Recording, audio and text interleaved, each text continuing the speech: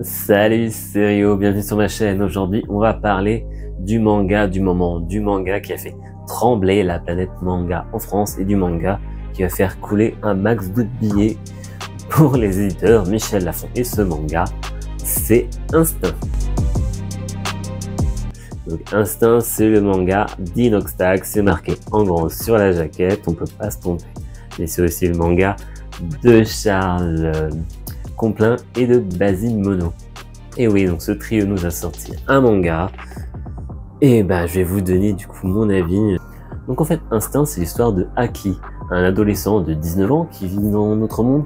Non, c'est un monde un peu alternatif au nôtre, mais ça ressemble énormément.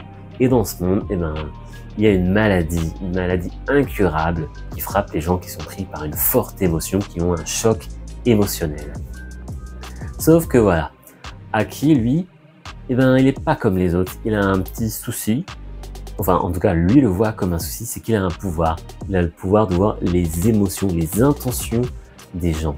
C'est comme une espèce de fumée, une espèce de fluide qui vole au-dessus, en fait, de la tête des gens. Et lui, ça lui permet de voir quelle émotion, quel ressentiment, à quoi, quelle est leur façon de penser. Et en fait, bah, il en a marre. Il en a vraiment marre de voir ça, puisque bah, il se rend compte que l'espèce humaine est vraiment mauvaise, qu'il n'y a vraiment pas une once de bonté dans les humains qui l'entourent, et c'est bien là le souci pour lui. Donc voilà, tout ça, ça le pèse énormément, mais un jour, alors qu'il rentre chez lui, il va tomber sur une aura énorme, un truc qu'il n'avait jamais vu, monstrueux, et là, eh ben, il va avoir le malheur de suivre cette personne. Il va se retrouver au mauvais endroit, au mauvais moment, dans un attentat. Sauf que voilà, il va se retrouver à être le seul survivant de cet attentat. Et malheureusement pour lui, bah, la police a décidé que bah, c'était lui le coupable. Il va tenter de s'enfuir, sauf que avant ça, malheureusement, il va apprendre qu'il est touché par la fameuse maladie.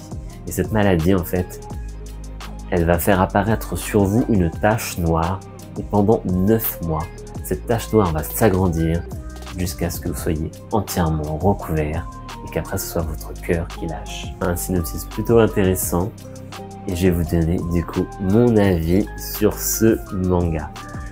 Alors, première chose, c'est que du coup je trouve la jaquette plutôt cool. Voilà. La jaquette, franchement, j'adore les couleurs. Pour le coup, les couleurs, elles sont vraiment très très belles. Je trouve que la jaquette est vraiment très belle. Rien à dire là-dessus. Comme vous pouvez voir, c'est pas un format manga traditionnel. À comparaison, hop, voilà. Full Metal qui est un manga vraiment traditionnel dans le format. Là, on va être plus sur une édition perfect ou de luxe. C'est vraiment un gros format. Ensuite, et ben dans les premières pages, quelques pages couleurs, c'est cool. Et après, un truc qui m'a choqué. Choqué. Et vous allez savoir pourquoi. C'est que sur cette première page, et ben il y a le nom de Tony Valente en script doctor. Alors moi, un script doctor, je savais pas du tout ce que c'était, donc j'ai fait ma petite recherche. Et un script doctor, en fait, c'est une personne qui t'aide à améliorer ton scénario. En fait, Inoxtag a fait appel à Tony Valente, l'auteur de Radiant, pour ceux qui ne connaissent pas, pour améliorer son manga. Autant dire que c'est plutôt un bon choix d'auteur, puisque Radiant est un carton à l'international. Il a même eu le droit à 2 animés. Mais passons. Donc maintenant, mon avis sur ce manga, autre que le format. Alors, la première chose dont je vais vous parler, c'est forcément la première chose que moi je regarde quand je vais choisir un manga, c'est le dessin. Et ouais, donc là, au dessin, c'est Charles Complin qui dessine. Et hop, c'est mieux si ça se spoile pas. Donc voilà pour le dessin. Franchement, c'est plutôt pas mal. Hein. Il n'y a rien à dire là-dessus. Le dessin est vraiment cool. Ça fait manga. Alors peut-être le seul reproche que je pourrais faire, c'est peut-être un découpage un peu traditionnel, un peu plus BD que manga. Et encore, ça va, ça passe. Mais on n'a pas souvent justement ce genre d'effets qui sont souvent très manga. Donc là, le personnage qui dépasse de la case, un personnage qui peut prendre même plusieurs cases lorsqu'il fait une attaque, ce genre de choses. Un petit peu absent, mais bon, franchement, c'est loin d'être gênant. Donc pour les dessins, que ce soit les personnages, les décors, franchement, il n'y a rien à dire. Les premières pages couleurs, elles sont vraiment très cool aussi. Donc le dessin, c'est un bon point, il n'y a pas de souci. Allez, mon avis sur le scénario. Bon, si vous connaissez un peu Inoxtag, même sans vraiment le connaître, on sait que ces mangas qu'il affectionne, c'est les shonen, c'est One Piece et c'est Naruto.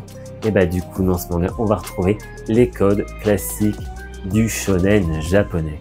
Pour moi, j'ai trouvé que c'était assez classique de manière générale dans les déroulements, dans comment ça va se passer. En fait, j'ai l'impression qu'on va reprendre vraiment ces codes des déroulements des histoires qu'on lit dans nos mangas shonen favoris, mais par contre qu'on va avoir un univers qui lui est propre, et ça c'est plutôt cool en fait. L'univers est assez sympa.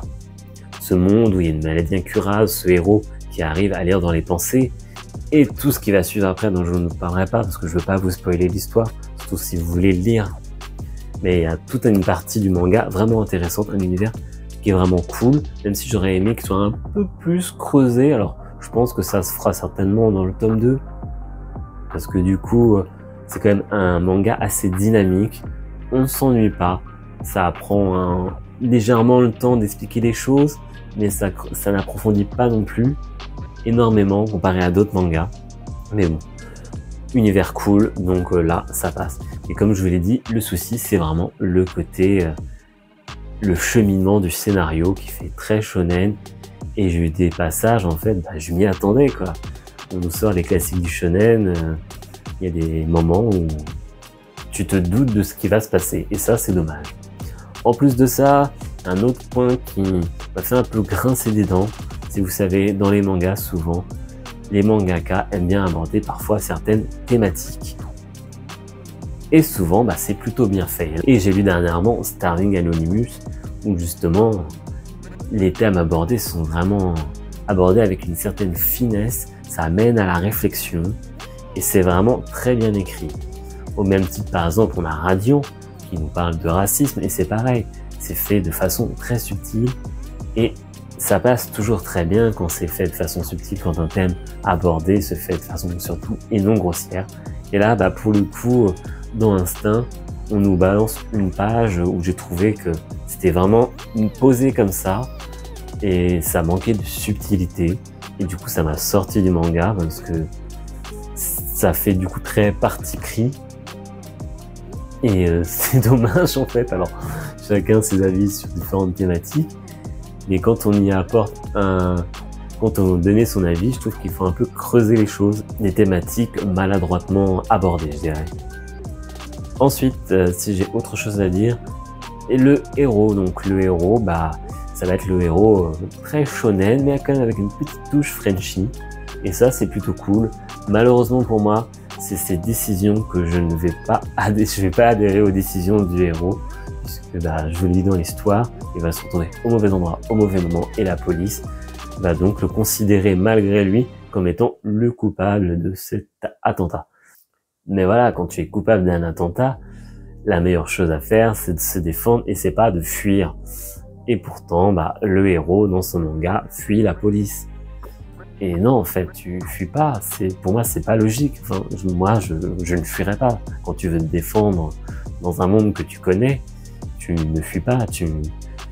Au contraire, tu fais tout pour te défendre, mais tu fuis pas. Et il y a plusieurs fois où en fait, le héros va faire des choix que j'ai trouvé un peu bizarres. Enfin, je vois pas les choses peut-être de la même façon, mais je sais pas adhérer totalement aux décisions du héros. Elles me paraissent un peu puériles, voilà. Alors certes, il a que 19 ans, le héros, mais quand même, à 19 ans, je pense qu'on est assez adulte pour certaines choses. Au global, j'ai trouvé que le manga était bien, mais dans le genre français, on a vu mieux. Est-ce que je peux vous le conseiller si vous êtes un lecteur de manga addict, clairement, je le conseillerais pas. Il n'y a rien de plus, rien de nouveau. Si vous êtes fan d'Inoxtag et vous lisez quelques mangas par-ci par-là, Peut-être que ça va vous plaire, peut-être. Mais je trouve que pour l'instant, pour moi, il y a un manque d'originalité dans le déroulement du scénario, mais pas dans l'univers. C'est ça qui est un peu déroutant. L'univers est bon, mais le scénario se déroule d'une façon vue et revue. Donc voilà, c'était mon avis sur le manga Instinct. Est-ce que j'achèterai la suite? Bah du coup, je ne pense pas. Alors, en tout cas, pas à sa sortie. Peut-être à l'occasion d'une bonne affaire sur Vinted.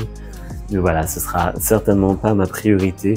J'ai pas été totalement convaincu par ce manga. Si vous l'avez acheté, si vous l'avez lu, si vous comptez l'acheter, n'hésitez pas à mettre un message dans les commentaires. Moi, je suis très curieux de savoir ce que d'autres personnes en ont pensé. Donc on se retrouve pour une prochaine vidéo et je vous dis à la prochaine, c'était Rio. Salut!